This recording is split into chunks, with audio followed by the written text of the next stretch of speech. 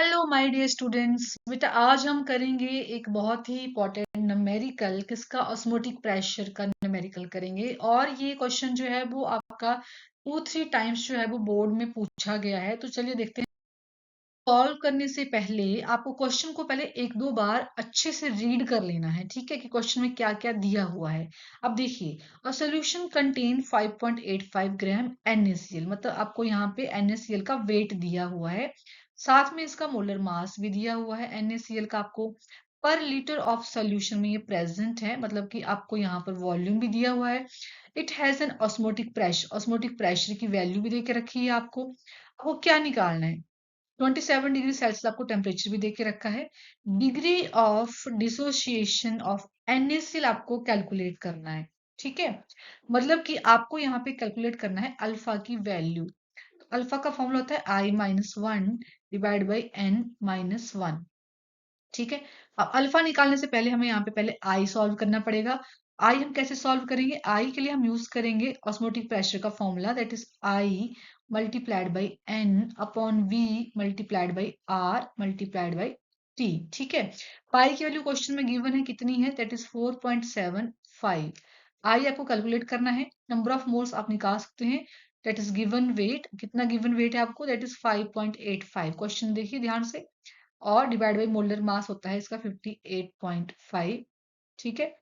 Volume बेटा 1 है, 1 litre है, तो इसको मैं पुट नहीं कर रही हूँ। मल्टीप्लाइड बाई आर, आर की वैल्यू कितनी है? That is 0.082।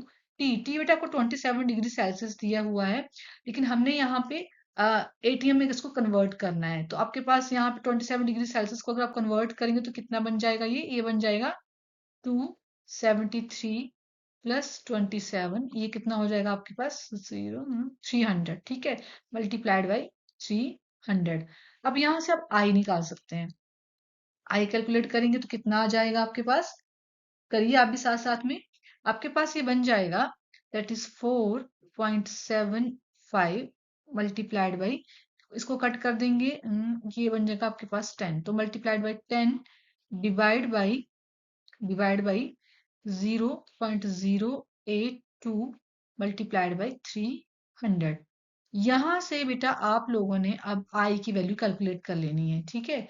जब आप इसको सॉल्व करेंगे तो आपके पास यहाँ पे जो आई की वैल्यू है वो आ जाएगी 475 डिवाइड बाई 246 अब इज इक्वल टू 1.93, ठीक है। आई की वैल्यू हमारे पास आ चुकी है।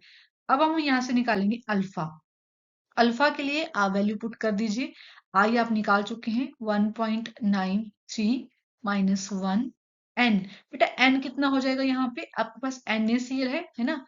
NaCl जब भी पार्टिकल्स में जाएगा तो ये बन जाएगा Na positive plus Cl negative, एक पार्टिकल इसका एक पार्टिकल इसका, तो आपके पास n कितना हो गया? दैट इज 2, ठीक है।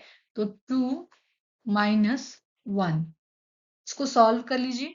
आपके पास अल्फा की वैल्यू कितनी आ जाएगी? दैट इज 0.93, ठीक है।